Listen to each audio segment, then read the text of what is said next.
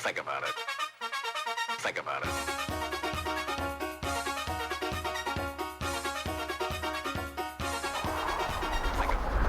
And welcome once again to High School Basketball Weekly. Tim Maury alongside of Rick Bua. And Rick, the season is in full swing in Berkshire County as well as all of Western Massachusetts.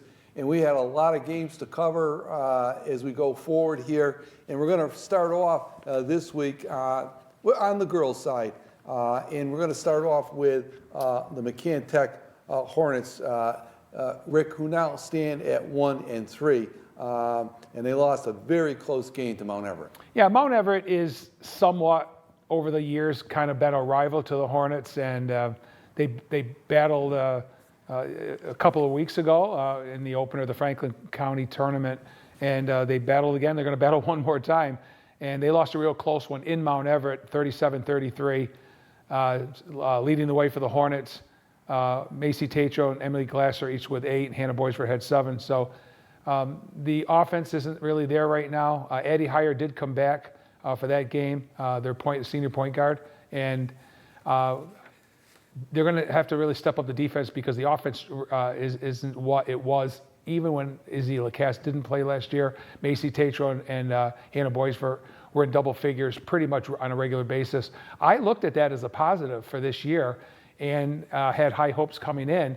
And it's very early. It's very, very early, and so we'll have to see what happens. But I think as McCann goes, Tatro and Boisvert are going to have to score double figures. They're getting some nice scoring from some other kids too. Like I said, Tatro and there's been a few others along the line. Has helped. Yeah, we brought her name up a lot last week, and so they're just going to have to get some help from their underclassmen. And I think Addie Heyer's going to have to score, and I said that earlier this year. She's their quarterback. She's their point guard. She has the ball in her hands most often. And she's going to be looking to her two bigs, to Tatro and to Boisvert more than anything. But as the year goes on, if they can put some points on the board, I think they're going to win some ball games. I agree with you, Rick. This team, because of the size up front with Macy Tatro and Hannah Boisvert, I think, Rick, if they can get that backcourt squared away and get their offense clicking a little bit, I think in their league they're going to do very well, and we look for them to improve. Obviously, as the season goes along, we'll be watching McCann in that respect. Their next game is at Pope Francis on December 29th. They're off until December 29th, so gives them some time to work on things in practice, etc. So we're going to look forward to that. The Lady Mounties, they even their record up at 1-1. Rick, with a very, very nice win, defeating Ludlow 41-18. Yeah, Ludlow's a little bit down. Their program's been down the last couple of years, and Coach Jacoby had his kids ready to play, so they evened up at 500 now at 1-1, and that's a good thing for them. The key thing that I noticed, Tim, in that ball game was that 9 different Lady Mounties scored in the game, and Charlotte Cootie led with 14. Molly Sullivan had added 7 points, and they had a bunch of kids with 5 and 6. That's that's a recipe for victory. We talk about that all the time. Right. You don't have to have a lot of kids in double figures. It helps, but certainly he's got a lot of his team back this year. They're going to be very good in that league. I know they are. I can assure you one thing: Coach Jacoby's going to have a better overall win-loss record than he did last year, and he is a coach that really gets his team to progress as the season goes on. The more they practice, the better they get. Well, Rick, you're absolutely right. This is a program under Coach Jacoby that's on the upswing, and no question that this team is going to improve, as they always do, it seems, as the year goes along. He's got a lot of experience back. And you mentioned, in the respect to reviewing the Mounties, Charlotte Cootie, she was a high scorer with 14 points, and she is, for this week, as a sophomore, our girls' player of the week, and that's Charlotte Cootie from Mount Greylock with that big game against Ludlow. Yeah, she plays with a lot of confidence. She's got good size. She's very athletic. I think she's the overall best basketball player on that team. They're all very good athletes over there. Coach Jacoby's got great athletes on his team. But Charlotte works at her game extremely hard. and she really made a lot of noise in Western Madison and Berkshire County last year, and they're only going to get better with her. But just a 10th grader, number 31, she had a very, very good game in their win over Ludlow. Absolutely, and just as a sophomore, a lot to expect from Charlotte, both this year and in future years to come. No question about that. Hoosick Valley, Rick, they now stand at 1-2 in their league. They lost a very tough game down at Amherst, a team that they split with last year. They did, and they lost a game here in Cheshire, and they went down there. They were a little shorthanded. I think Ryland Wittick did not play in that first game, and I remember you and I talking about it on our program last year, that she was going to be back in action at that time, and that was the only loss that Amherst Pelham girls basketball team was handed on their home floor last year. And so with that win over Hoosick Valley, and you got to remember, it's 2 different years, and it's 2 different teams, total 2 different teams. And they avenged their only home loss last year. Hoosick got off real slow. They had a horrible first and third quarters, Tim. They trailed 19-7 after one, and 31-20 at the half, which was manageable, but just couldn't put the ball in the basket in the third quarter and trailed 53-25 after 3. They were led by their 2 kids that we would suspect would lead Hoosick in scoring. That's Taylor Garabedian with 9, Gabby Billets with 10, and then the impressive point guard Ashlyn Shore and Marin Capiello each had 7. So some balanced scoring there, but certainly not enough to battle a very, very good Amherst team. And last year, Tim, they had a little bit of size. They probably have a little bit of size again this year. Yes. And that can create a lot of havoc. They dominated the boards in their win in Cheshire. And so I'm thinking that that may have played a role last night. But when we talk on this program, Tim, about how we feel about the teams that the Pioneer Valley put the leagues together last year, and it's a 2-year trial program. So whatever league you played in last year, you're playing in this year. And I feel real confident about the 4 teams that we feature, showcase every week on this program being in those leagues.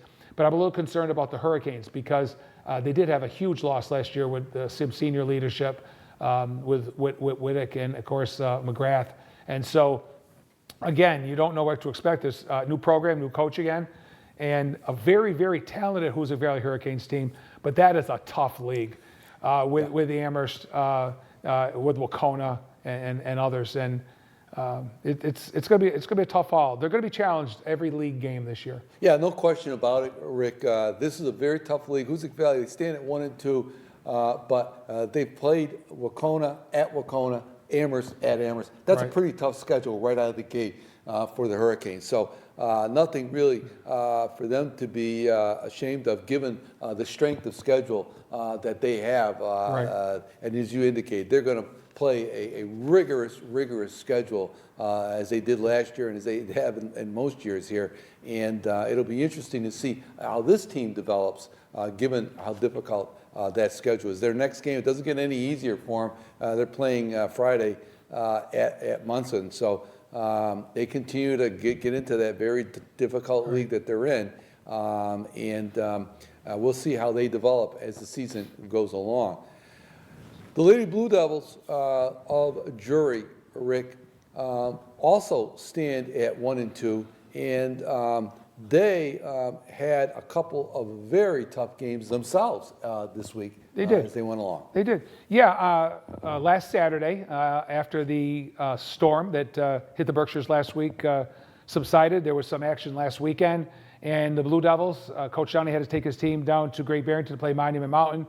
And Drury had a 27-26 lead at halftime. Things seemed to be going pretty well. And then what actually happened in the second half was that Natalie Lewis, who was the game's high scorer with 26 points from Monument, really lit up the second half. And they went on and they defeated the Blue Devils 59-43. It wasn't the loss, Tim, that caught my eye. It was the margin. And because I didn't see the game, I don't know the way the game was played. But, Monument's had a couple of their losses this year have been by pretty wide margins. And I was a little bit surprised. I think We're going to be doing a game up at Drury very soon. Right. The Lady Spartans are going to be coming to Drury. I think you're going to see a totally different ball game there. In that ball game, though, Alyssa Russell did continue her fine play, leading the Blue Devils with 15 points. Senior Lauren Davis had 9, and junior Brooke Bishop had 8. And then their other nemesis that they battled last year really hard 3 different times and gave them 3 battles was Springfield ICS on the road in Springfield. And as they did last year, I believe they lost by 9 or 10 last year down there, and they lost by 59-50 down there again. This time Brooke Bishop led the way with 13. Hannah Lacasse, good to see her name. She's a very quick, sharp-shooting sophomore. She had 12 points. Morgan Sarkis had a nice game. The senior had 10. She's a very good shooter, and when she puts some points on the board, she usually has a good game, and she did. Right. And Alyssa Russell, their leading scorer to date, had 8. And we really didn't even mention in either one of those ball games Jacinta Felix, who she battles, and she does great with the basketball. But they're going to need some scoring from her too. Right. So, and that's going to happen. That's going to come right down the road, and she's going to be fine. When you get Jacinta Felix into the mix with all the girls I just named, you're going to see some wins for Coach Ian Downey's team. But they're going to be okay. And interesting, Rick, in that game, it was a good, solid game for Drury, that Springfield ICS. Lauren Davis was unavailable to them in that game. And I think that she's was a spark plug for sure. That's a big loss for Coach Ian Downey's team, I think. Yeah, she may not give you double figures all the time, but she would have given you some scoring. It would have been a much closer game. She goes 100 miles an hour. Boy, oh boy, I love watching her play. And when you put her and Jacinta Felix in the backcourt at the same time. But Hannah Lacasse did step up, and you're not going to have all your players all the time. We know that. We've already seen it with the Lady Hurricanes when Taylor Garabedian and Gabby Billets had to miss a ball game due to injury. It's going to happen. Illness with the cold and flu season. So all the coaches can do, Tim, as you know, is put the best kids on the floor that they can that given day. Practice has a lot to do with it too. You know, absent from school, you never know. But when Drury is full boarded out, they're okay. When they've got their whole unit, they're going to be fine. They're going to be fine. And I'm looking forward really to the rematch as Drury is going to play Monument Mountain on Friday, December 23rd, tomorrow night actually. And we will be there. You're going to be there to cover that game, and I like that game for Drury. I think they're going to really come out firing. In a revenge game, so to speak. Yeah, they were able to beat Monument twice last year, and they found out it wasn't going to be that way this year. They're going to want revenge right off the bat, and this is their opportunity. And that should be a real good one. Will. Yeah. Shifting gears here, but stay here for a minute, Rick, because I wanted to comment a team that we don't cover. I mean, let's say a lot about, but we noticed that. The Pittsfield Generals, the Lady Generals of Pittsfield, they have come out this year on fire at 2-0, and they really have put the pedal to the metal, so to speak. Yeah, they did. They opened their season by beating their hometown rival, the Taconic Braves, 59-31, and absolutely crushed Monument Mountain. I was really surprised, Tim, as you and I spoke before the program, 82-32. And their big gun this year, along with some great talent, is Jamie Duquette. And she's been lighting it up. And I think they're going to have a really good season down there in Pittsfield. Yep. Switching over on the boys' side, Rick, the Mounties of Mount Greylock. They are staying at 1-1, but we covered them, and they lost in overtime, a real thriller. Up at Drury, 62-56, and I thought it was an outstanding game for early season. Yeah, I think at the end of this season, Tim, when you and I go back and take a look at all the games that you do with or without me, or I do with or without you, it's a game that we did together. We had a lot of fun up at Drury that night, and it was a real good one. And we did fight some technical difficulty during the game, but we fought through it, and it was a real good one. And there were 2 things that I saw in that game. There were 2 standout players. So if we're talking about the Mounties first, we're talking about senior Seamus Barnes, who absolutely he controlled the paint, and Drury had no answer for him. And we had them for a few more points. Of course, scoring is always unofficial, and we say that when we do the game. But we had him for 25. He ended up, I think, with 22 points. But they were setting up plays with him, popping into the post and taking a short jump shot in the paint. Yeah. And he was draining them, and he was really, really tough. And he was the reason that he kept them in the ball game and gave them a lead at the end of regulation. They're a very good team. I want everybody to know that the Mount Greylock Mountie boys, and we said this in our preseason show, Coach Thistle has got it's senior loaded this year. And so whatever he did last year, and he was undefeated in his league, as much as they felt that they needed to step up against some stronger D5 teams in Western Mass and in the state, they're going to do that this year, and they've already proved that as they battled the Blue Devils at the Bucky Bullet Gym.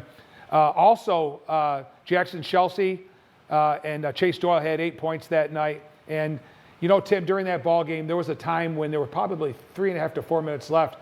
I really thought to myself, even though I didn't say it, I thought the Mounties had that game in control. Right. Yeah.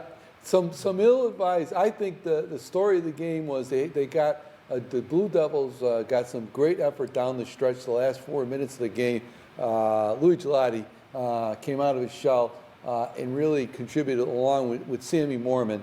And the other thing was I thought Greylock had some ill-advised fouls in the last minute and a half or so. When they had a 5 to 7 point lead, my recollection is correct, yeah. But they were in the penalty, and some fouls. I think they look back on it. They would look at it and say they didn't really manage the game well in the last minute and a half. Yeah, and I had said to you, Tim, on the air that night that what Drury's going to try to do is hopefully get to the free throw line and put some points on the board with the clock stopped. Right. And that's exactly what happened. There were some ill-advised fouls away from the basket in rebounding action that put Drury in the penalty and in the double bonus. And they did a pretty good job knocking down their free throws. And you're right, Mookie Gelati did. And Sam Mormon, who were fairly quiet for some of the ball game, right. really stepped up in the last few minutes. They certainly did. And they turned that game into an overtime win for Drury. But for Greylock, I want to finish up with them. They came right back, Tim, and defeated Franklin Tech 73-42. Jackson Chelsea had 14. Seamus Barnes, Elias Robinson, and Max McAllister had 11. I think you're going to see that a lot. The name that you don't see there in that game is Doyle. Chase, and he was their leading scorer last year. So, you know, when you're getting points from others, the one player that you would rely on most doesn't have to come through every night. So they stand at 1-1, and they've got a pretty big game coming up when they visit the Hoosick Valley Hurricanes. Right, tonight actually, as we're taping this show, they're at that Hoosick, another tough game for them, and I know Coach Thistle will be prepared for that one. The McCann Tech Hornets, Rick, they're 3-1 now after coming off a nice win against Hampton Charter. Yeah, they knocked off Hampton Charter 51-35. Again, Jake Howland, their outstanding junior guard, had 13 points, and Walt Mazza, who was the only really other player that had some significant time on the floor last year for Coach Bullitt, came in with double figures with 10. But, you know, they're getting contributions from Eric Ruger. We talked about him last week, and the senior center, Colby Marco. So, again, they're going to be okay in their league. The only issue McCann will have is something a little similar to what I was talking about a few minutes ago with the Mounties. They're perfect in their league. They haven't lost a league game yet, and that includes last year and this year. So far, they're 1-0 in the league. But McCann is going to be okay. They are 0-1, lost to Mount Everett, but they're going to battle. There's some improved teams in their league, but I think McCann will be fine, and Coach Bullitt will try to keep those kids above 500 all season long. Hoosick Valley had a tough ball game down at Monument Mountain, a team that we think is going to be right in the mix in Division IV this year in Western Mass, losing to Monument Mountain, Rick, but that's nothing to be ashamed of. That's a nice team.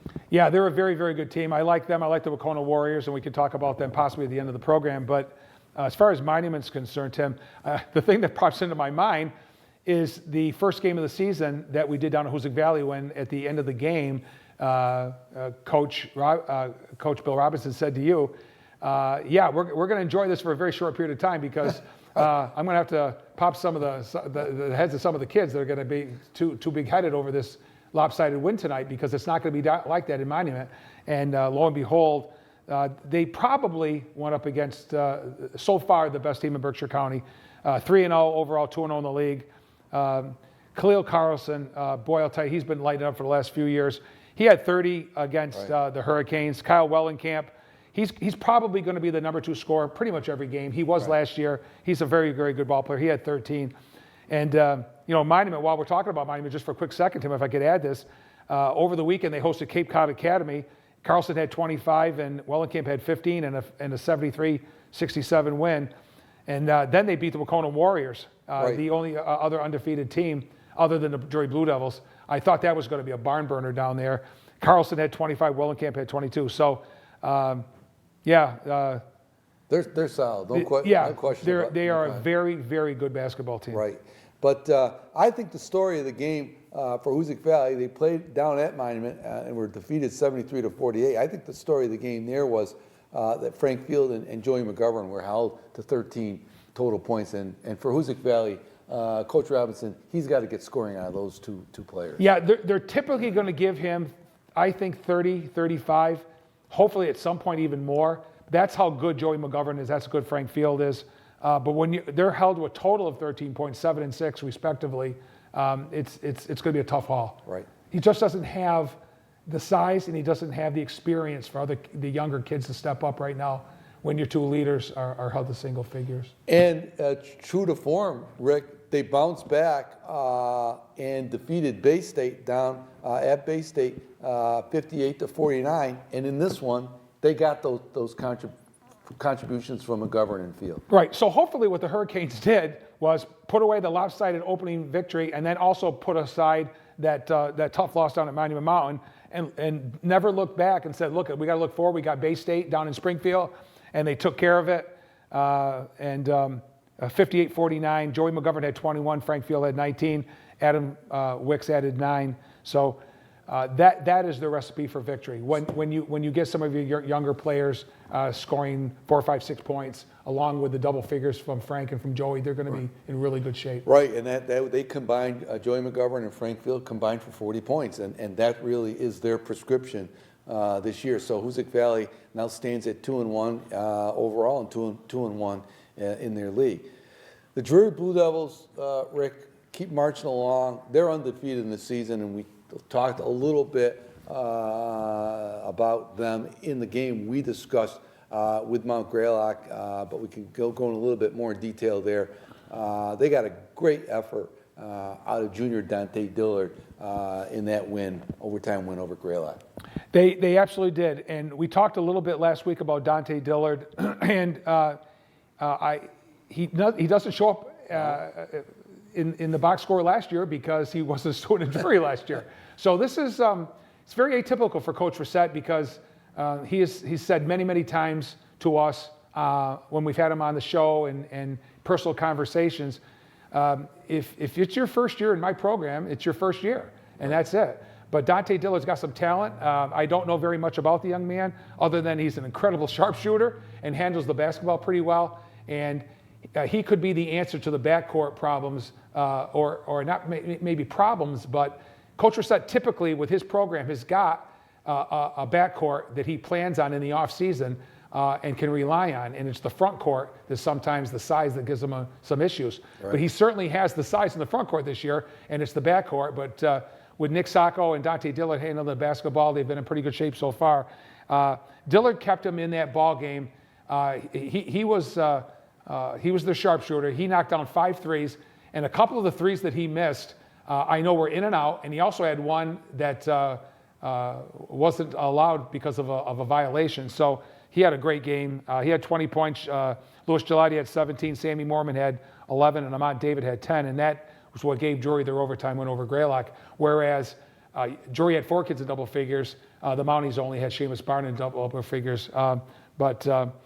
And then, they had a game down at Lenox, Tim, that I thought was going to be a real good one, postponed because of the storm last weekend. And they played at home the other night and really took care of pretty easily after the first quarter Frontier Regional 74-33. Now Frontier is a team I don't know a lot about this year, but I can tell you last year Drury beat them down there, but they were a little short-handed. When they were full-handed here in North Adams, they knocked off the Blue Devils. Right. So they have a very good basketball team and a good program, good coach down there, and they beat Frontier 74-33. 4 Blue Devils in double figures again, led by Gelati this time with 18. Mormon had 14 and 10 rebounds, and senior Mont David and Dante Dillard each had 10. So when they score like that, they're always going to be in a ball game. Right. Always going to be in a ball game. Right. And, you know, we talked about Dante Dillard and his efforts over the past week for Drury, and he is, this week, boys, player of the week, Dante Dillard. Yeah, he just had a fantastic game against Greylock, and he was the guy, you know. And when Coach Reset can get somebody else to step up, and it doesn't have to be Louis Gelati every game, he's going to be in really good shape. But Coach Reset would tell you that he's still got a lot of work to do. It's still early. It's still early for all these coaches. What makes the difference is the hard work you put into practice, and as you improve as the season goes on. And I know the coaches of the teams that we cover, make that happen every year. Well, he definitely was the key for Drury in that game over Mount Greylock. He kept them in it. He made some big 3-point shots. They did. And that Tim, ball game. if you remember, those were pretty much set plays where a guard pretty much lofts the ball cross court after a screen, and he had wide open looks. They had no answer for that. So Right. while Drury had no answer for Barnes, they had no answer for Dillard. And, you know, Rick, you alluded to the fact that that game was canceled. The Drury-Lennox game was canceled due to weather, but they're tying up. Lennox is coming up to Drury. That's our game of the week when the Lennox Millionaires come to Drury on Wednesday, December 28th, next week. They'll be at Drury, and this is a much improved Lennox team. They, like Greylock, they have a lot of experience coming back, and I think this is going to be quite a game. Yeah, I think it is. They kind of figured the Blue Devils out last year, even though they didn't beat Drury. Drury went down to Lennox early in the season, Tim, and beat them by 50 points, and then beat them pretty easily up here in the regular season. If my memory's right, I believe they played twice more, once in the Western Mass and Yes. also the D5 tournament, and they got closer each time. I think Drury did win by double digits in those final 2 games, but it was nothing like it was down in Lennox or in the first meeting up at Drury last year. So they return a lot of their players, and I think it's going to be a real good test. The game that was postponed down at Lennox would have been a good test, but Drury's had some home cooking, and they're taking advantage of it right now. So we'll see how it works out for them. Absolutely. Well, I got a minute here, Rick. We want to give a shout out to one of our locals who's back in the coaching ranks, Amy Sear. Yeah, Amy Sear, locally you would know as Amy Estes, Right. Former Drury girl standout in the 90s. Her dad, good friend of mine, John Estes, former girls and women's high school and college basketball coach. And basketball is in their DNA. Right. And Amy had built such a successful program, Tim, not too long ago down at Hampshire At Regional. Hampshire, right. We would see her with her Lady Red Raiders down at the cage when we were down there covering Drury and Hoosick Valley. We were able to chat with Amy and catch up with her. And she has come out of retirement after a short retirement, and she is now coaching at Hopkins Academy. She's doing the Hopkins girls, and so good luck to Amy Estes Sear and the Hopkins girls. And also give a shout out to Amy's son, Teddy Sear, Right. who's a 9th grader at Hopkins Academy, and led the team in a big win over Ware the other night on the road with 31 points. And Grandpa John Estes told me about Teddy, how hard he works, and that young man's going to be an incredible ball player down there at Hopkins. So right. Congratulations to Amy Sear and her son Teddy. And we want to remind everybody, High School Basketball Weekly is shown every Thursday night at 7:30 p.m. right at this time. Saturday morning at 10 o'clock rebroadcast, and rebroadcast again Sunday night at 7 p.m. right here on channel 1302. So if you get a chance, tune in and catch up on all the basketball action here in Western Mass, Northern Berkshire County, and Berkshire County. For my co-host, Rick Bua, I'm Tim Morey saying goodbye, and we'll see you next week on High School Basketball Weekly. Take care. it.